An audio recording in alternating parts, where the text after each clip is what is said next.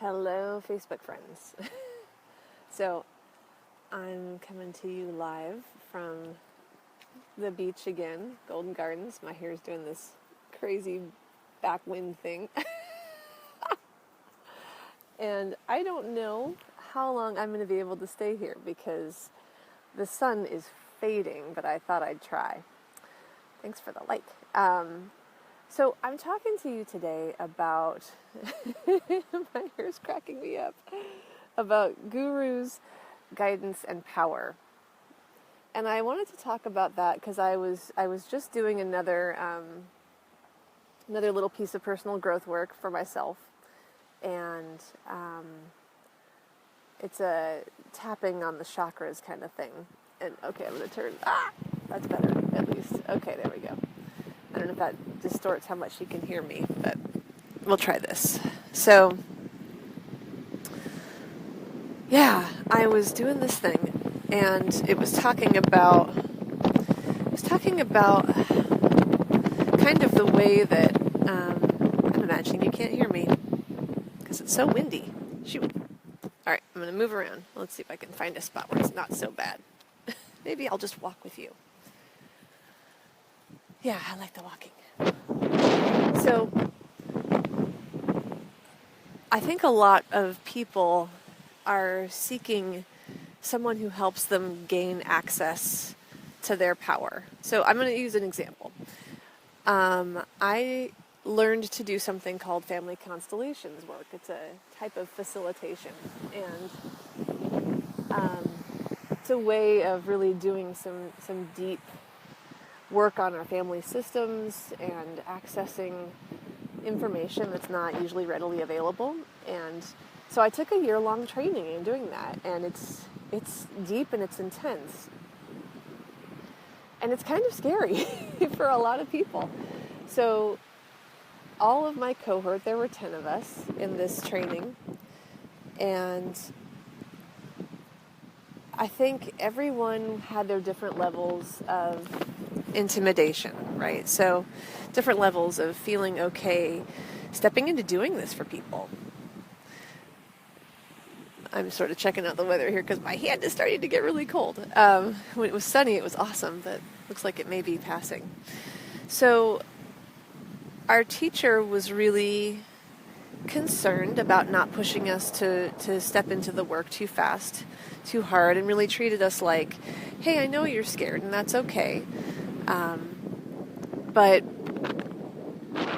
it got to a point where it was too much of that for me. And I really wanted to step out into the work and be more adventurous, courageous. That's sort of how I learn. I like to try stuff. I'm an experimenter. That's the way that I get access to stuff. And he actually would kind of keep me back. He kept all of us back because it wasn't how he was. It's not what he would have wanted. But I also think it was a challenge to him. Like, he was definitely somebody most people saw as intimidating and powerful. And, okay, I'm going to have to shift somewhere too because it's too cold for me to stand here on the beach. One of the biggest compliments I got, well, actually, I'll tell you this part of the story. So in working through that, maybe I'll sit down. In working through that, I did some of my own constellation work and sort of saw how, that's better, I saw how he was in some ways standing in for my own father. You know, every time we have a teacher, an authority figure, in some way or another, they're standing in for one of our parents. Because that's the original way we know authority, right? So I saw how there were similarities between him and my dad, and I really released that. I was just like, okay, I get why that's happening. I get why I have this intimidation factor with him, but he's just a person. I mean, he's a talented person. He's a mystical person. That's great. Still just a person. And so I was able to do some deep releasing work and just see him as my teacher, but not give him more power than really was appropriate. And by the time that I graduated, I felt very confident in the work that he had taught us to do. And as we were doing a graduation ceremony, he said to me, and this was just like such a meaningful compliment, he said, "Rachel, you're a thoroughbred, and it is a pleasure to watch you run." And I felt so seen by that, and so fortunate to have evolved into this place with my teacher where he could let me be as big and as powerful as I am. So this is the thing about gurus, and I'm not talking about Indian gurus. Like, I can't speak to that. That's not my expertise. I do believe that there are spiritual teachers in an ancient yogic tradition. That's not what I'm talking about, because I can't speak to that. But I'm talking about sort of westernized gurus, people who are like, hey, I'm here to help you and, empower you to this and help you access that and teach you about manifestation secrets and whatever. And I'm not saying that those teachings aren't valid. My concern is most gurus, most teachers haven't learned how to be okay enough in their ego to let their students surpass them. And that's the issue, is we want answers, we want guidance, we want people to take us where we need to go, like making these transformational leaps in our lives, to do things differently than we've ever done, to get out of our stuckness and our unhappiness. And it does take working with somebody a lot of the time, but the problem is we can't give all our power over to them. The best teachers are those who just hold a sense of your power for you when you forget, and then hand it over.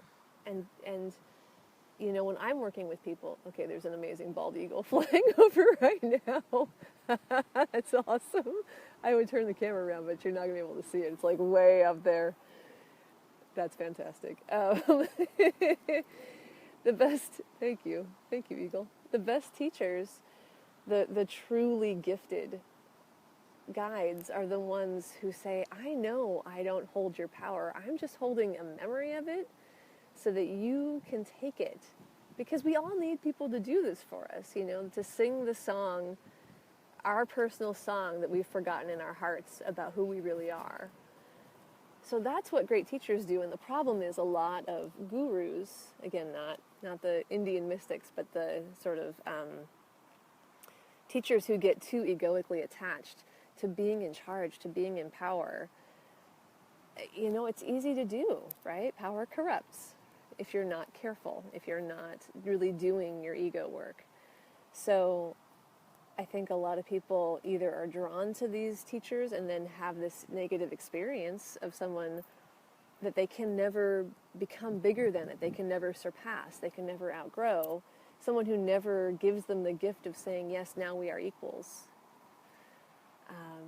And so a talented guide, this is one of the reasons why I got into doing what I do.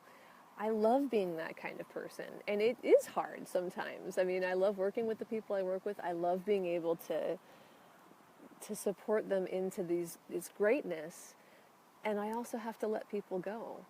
I have to say, yeah, I'm proud of you. I see that you've gotten to where you wanted to be, and you've changed into something more amazing.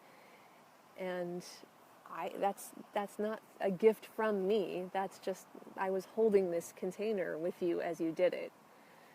And now you have it. You don't need me to keep doing that because you're holding it. So I guess that's the thing. I'm here to say it's totally raining on me, by the way. Now I'm getting rained on.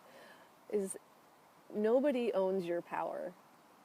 There's just people in the world who can help remind you of the power that you can contain, because the world is basically crafted right now to try and hold the power outside of us and say that it's somewhere else. If only you buy this beer, if only you get these 6-pack of abs, if only you're skinnier, prettier, wealthier, whatever, then you're powerful enough. And that's not true.